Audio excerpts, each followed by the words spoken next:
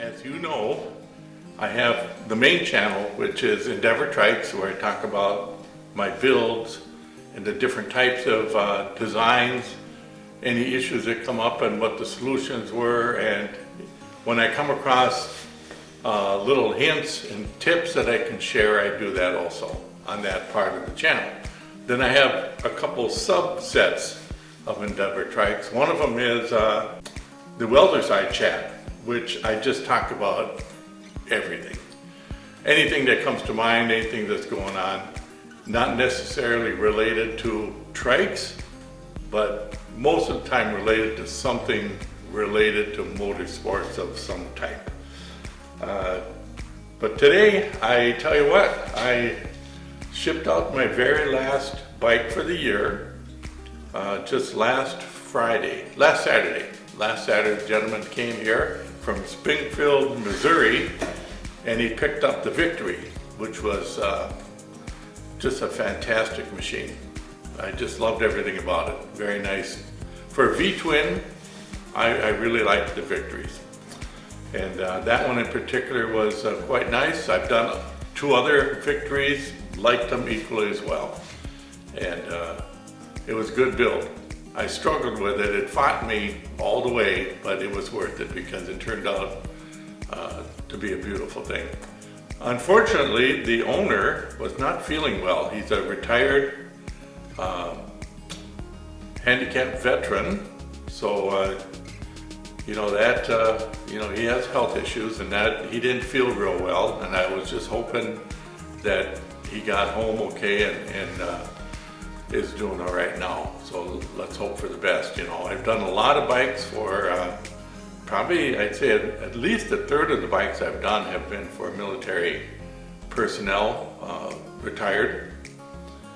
So you kind of want to make sure that everybody gets to extend their riding capabilities in a sporty fashion.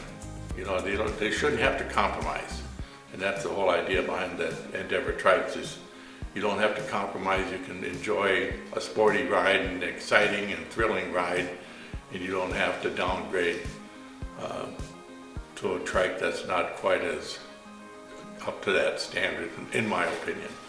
But anyway, today on the welder side, I'm in the shop here because you can tell by the echo, there's nothing in here.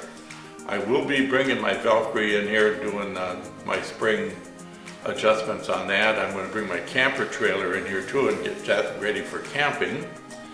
And I got my electric bicycle, which I want to build some side plates for the batteries. And I was going to do that today, but I decided instead I'm going to do the wiring in my house for a level 2 EV charger.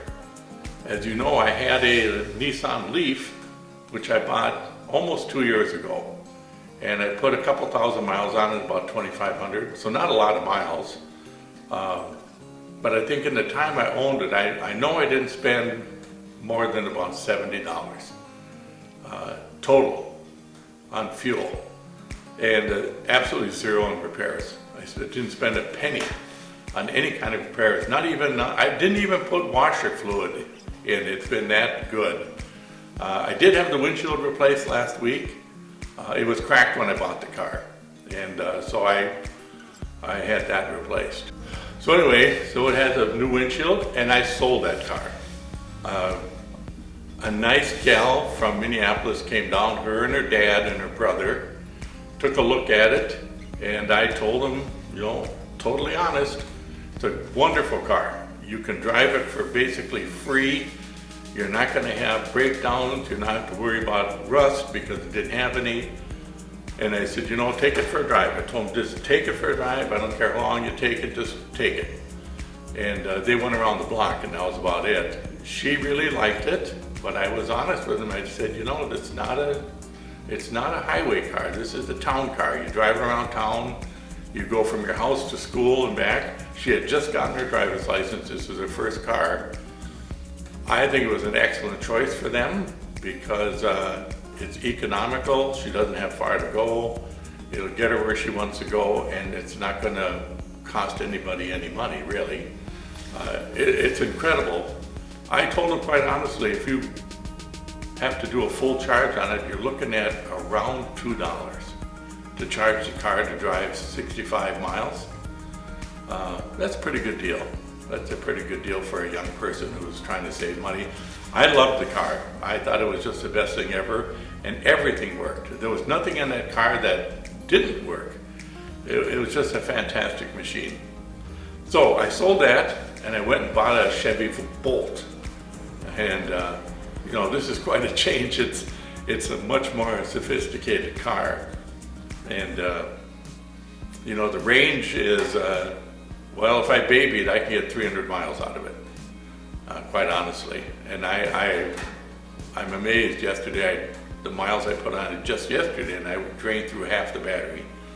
And I put on 129 miles, and I drained down the battery about halfway. To charge this car from pretty much, you know, 20% to 80%, it's probably going to cost me between $7 and $9. You know, you think about it, it's about 2 cents a mile to drive an electric car, and there's no maintenance. I barely ever touch the brake pedal on this one, because this one actually, my leaf would slow down. This actually will stop, and it'll hold, so you never can really touch the brake. In fact, the biggest concern I have is if the brake lights come on or not, because you don't use the brakes. So you're never going to replace brake pads and the rotors and all that. Tires last just as long as a normal car. You know, there's a lot of misinformation, but all the information that's negative is from people that don't own electric cars and for some reason are against electric cars. I don't know why. But, you know, it still kind of goes hand in hand. You have to have a gasoline car. For instance, I have my Cadillac, my Escalade, which I only pull the camper with it. That's all I use it for.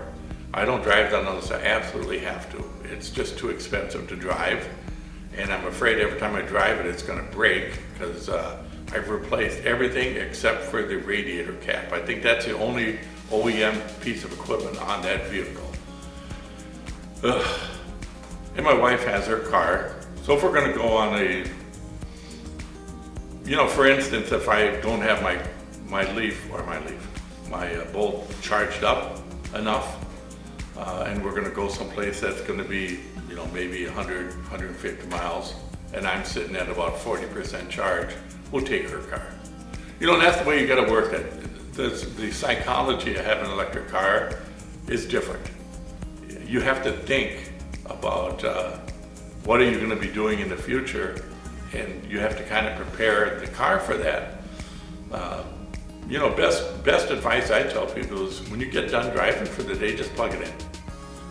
In the morning, it'll be either fully charged or up there pretty good, and you can continue on.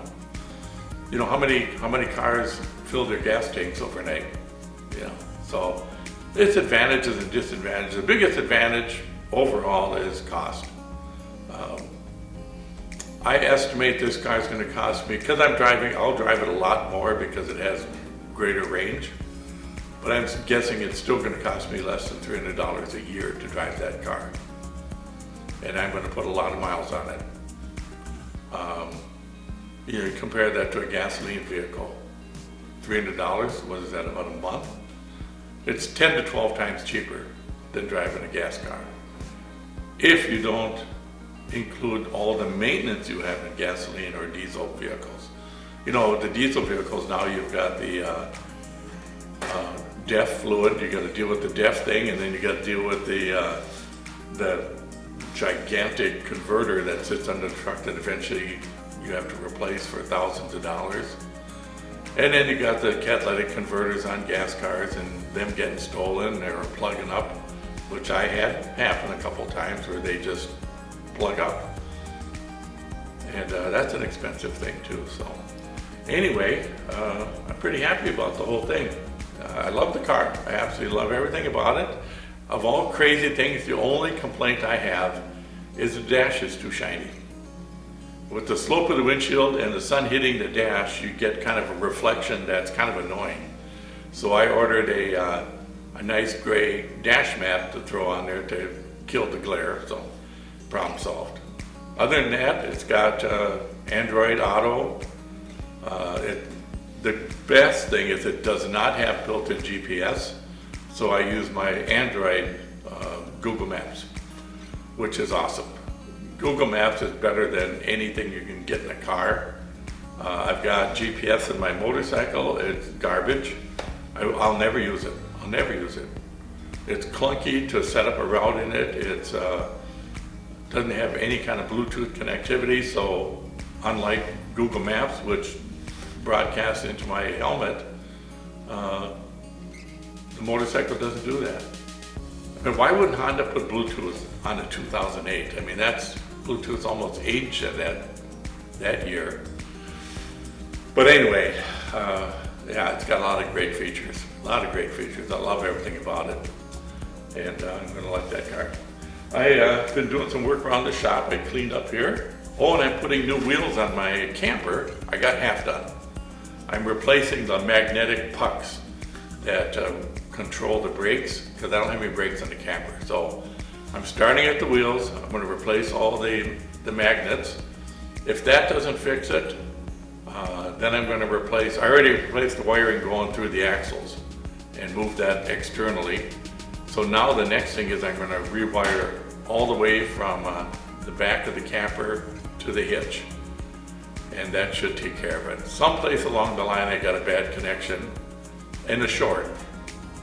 And I was thinking it was in the wheels, so I'm putting new wheels on anyway. I'm putting mags on it. And so I've been bringing them in here, and it's surprising how out of balance those wheels were. But I got half of them done and the weather turned sour, so now I'm waiting for it to get a little warmer, and I will replace the other side. And then I'm going to do a complete suspension upgrade on the Cadillac, because it rides like a gravel truck. Worst riding vehicle I've ever owned. I don't believe it has any springs. I think it's got wooden blocks, but we'll see. So that's going to be done. And I replaced these cords. As you notice, they're not in real good shape. This one's wrecked and this one's wrecked. And these were on my my wire wheel, my angle grinder with the wire wheel, and my angle grinder with a cutting wheel. And the worst part of these is I had them plugged in behind me here, right above a 5-gallon pail of water. And I was thinking, you know, if these bare wires go in that water, that could be an enlightening experience. So I put brand new cords on the two tools, and I built a little bracket, and I'm hanging them over to my left here. The cords are up in the air so I don't trip over them. They're away from the water, and it's a much better setup. So I'm doing a little work here. And coming up in the future, I've got these things. These are called Magnum balancing beads, 4.5 ounces of these babies. I'm going to be doing a video, kind of like the Magic balancing dot, which has nothing to do with balance. I'm going to do a thing on, I honestly don't know if balancing beads actually work. No one really that I can tell has ever really tested them. If you pay attention to especially the motorcycle boards on how people test these things, what they basically do is they dump them in the wheel and then say, gee, I can't believe how good they work. What they don't do is take a tire that's out of balance, put the beads in it, and see if it actually works. Now, in my 50 plus years of riding motorcycles, owning motorcycles, buying, selling, repairing, I've never balanced a motorcycle tire. Reason being, in all that time, in the 100 plus tires I've put on motorcycles, I've had exactly 2 that were out of balance. Motorcycle tires are really, really close to being balanced. And there's a reason for that. And when I do the bead test, I will explain the difference between a car tire and a motorcycle tire, and why motorcycle tires are typically in good balance and car tires may or may not be. There is a good reason. So I'm going to do an honest test because I really don't know. You know, I don't understand the physics. I kind of understand what they think it's supposed to do. It's supposed to magically hunt out the light spots in the tire and somehow go there. I'm not going to say I'm against the idea or anything because it needs to be properly tested. And I'm not going to do it on a motorcycle tire because I doubt I'd find a motorcycle tire that's out of balance to the degree that I could tell the difference. So what I'm going to do, I know the tires on the front of my trikes are very sensitive to being in balance. And in fact, they can be in balance if the tire's not perfectly round. You're going to get a bit of a shake at 40 miles an hour. So what I'm going to do, and I have 2 wheels that I mounted back here, and one of the wheels was really close to being good. The other one was off. I marked it with tape. It was off about an ounce on the inside edge and a ½ ounce on the outside edge. So that one I didn't balance. That one I am going to mount it on my trike, take it on the road. Hopefully it'll shake, and that'll be test number 1. And then I will insert the beads and see if they work. And if they work, I will tell you they work. And I will go along with people that claim they work. I mean, why wouldn't I? I'm not out to disprove it. I'm out to see if they actually work or not. So that'll be coming up here pretty soon, weather permitting. It's gonna be a little bit of work, but what the heck, I got nothing else to do. And if it doesn't work, then I'll balance the same wheel using my dynamic balancer, and we'll see how that goes. So anyway, that's the plan. It's an interesting thing. You know, I've never given it a shot, but there are different types. There's ceramic and then there's glass. I think these are glass. Glass, ceramic, doesn't matter. Yeah, these are glass. So it doesn't really matter if they're ceramic or glass. I see one company's got these that are stainless steel. I imagine the diameter and everything's pretty similar. I imagine they're probably all about the same and are proposed to do the same thing. So we'll see. So that's coming up. That'll be a test that comes up. And you know, other than that, you know, I've got some little projects around here. I got projects around the house. I've got the automotive projects, camper projects. Always got projects. I'm still working on the ice grinder for the ice arena. I got some parts in for that I have to put on it and make it work.